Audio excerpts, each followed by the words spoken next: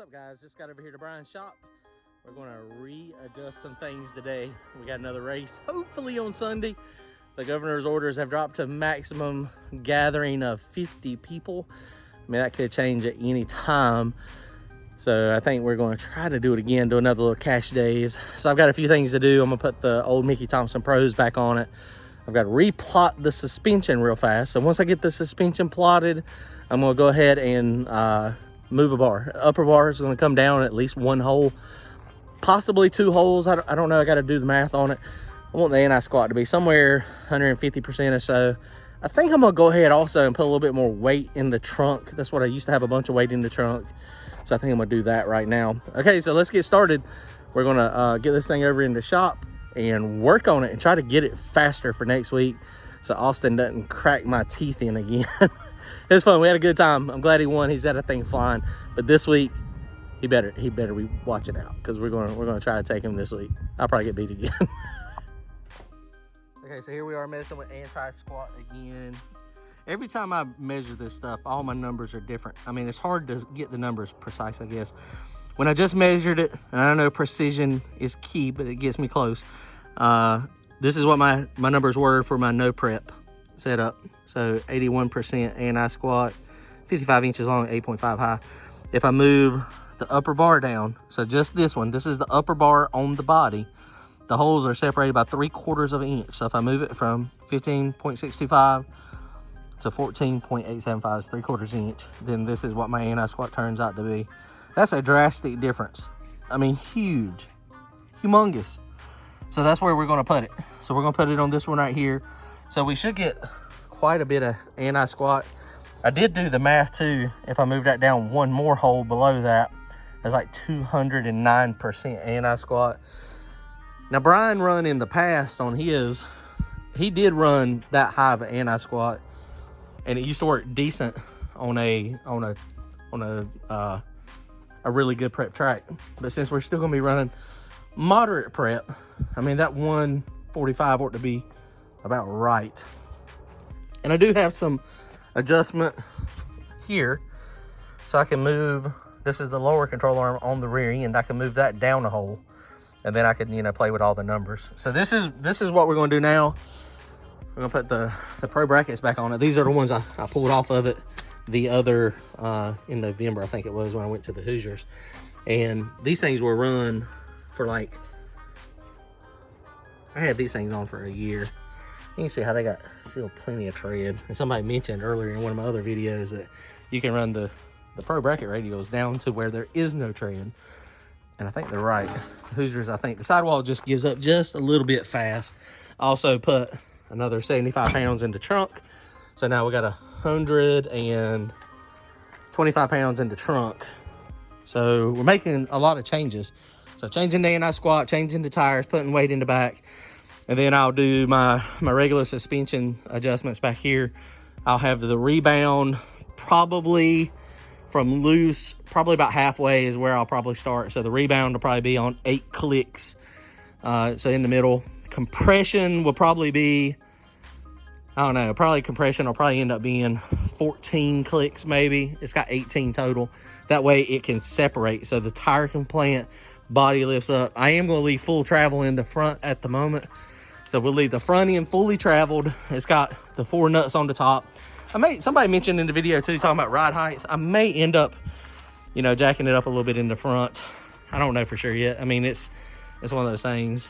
Sometimes they're right. If the front end sags, it makes it a problem. So I don't know. We'll see.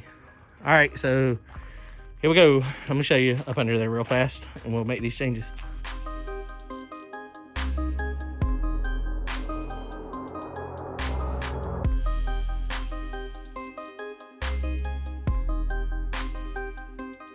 So here's all my adjustable stuff again. My beat up rear end, 8.8. I don't have any weight on it now.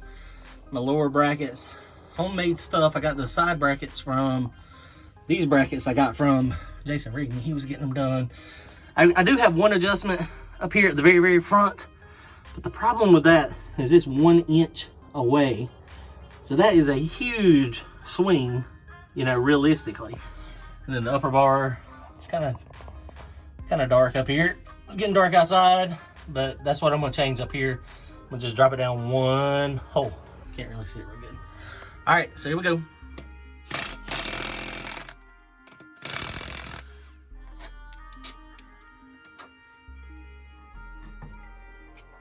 So here's my brackets again. So you can see, and there are holes back here on this side. So I could extend this out and make the change a little less drastic. But boy, that's a pain in the butt. I could go down to this hole and it would only be, I guess it'd be half of 3/4 of an inch. So that would be what, 0.375? So 3/8 of an inch. I could do that, but I'm not. So I'm gonna go back down to this hole right here. All right.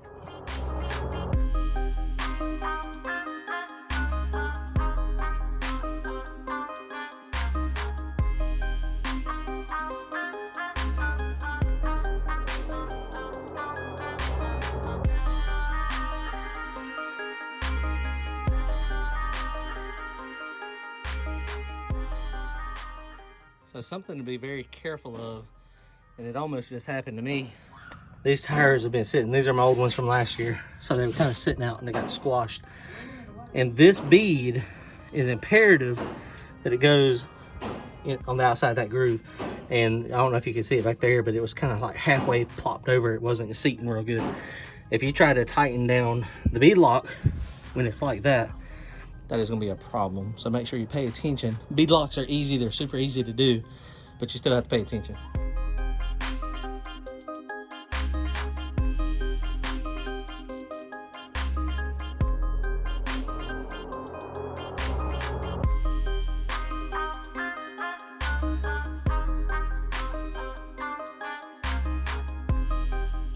Okay, so here's the tires again, side by side.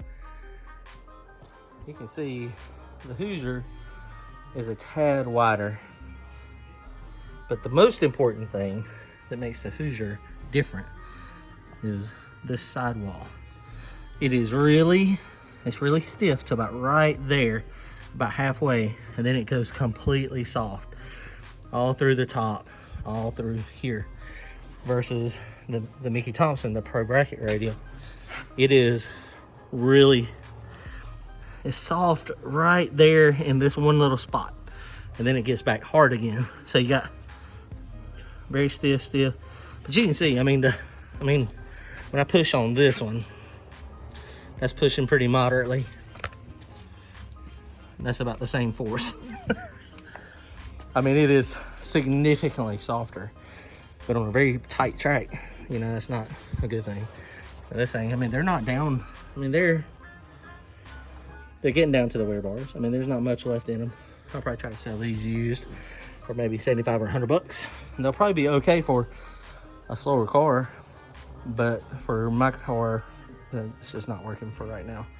So I don't know, we'll may try the Hoosier Slicks. It just ain't a squat, but for right now, we're gonna put the Mickey Thompson Pro Brackets back on it. And this is, God, it's so much harder. I mean, it's crazy, it's unreal. All right, we are making progress. We got this thing done. See, the ride height's kind of high in the back. It is a little low in the front, it's not terrible. But so we're on this 140-some% anti-squat. Shocks are tight, tires are changed. So man, we're ready to go. It's hard to believe how soft these things are. I mean, these things are just like a doggone slick. I guess that's why I didn't get many passes out of them. Although the rubber is just a little harder. That might be part of the problem. So we are fixing to slide mine in the trailer, and then we're gonna work on Ryan's just a little bit.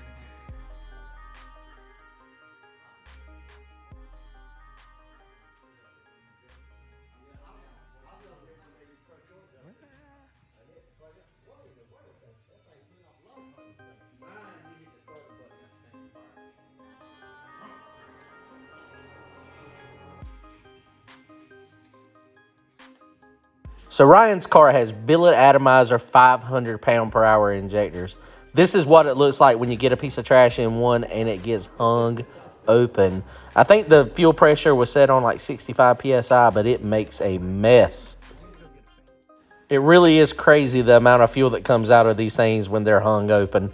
So now he's going to take all the fuel lines apart, clean everything, put it back together.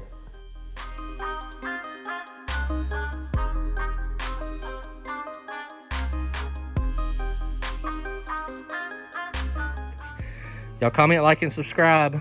We'll see y'all soon. Hopefully we'll have a track video out on Sunday or Monday. Thanks.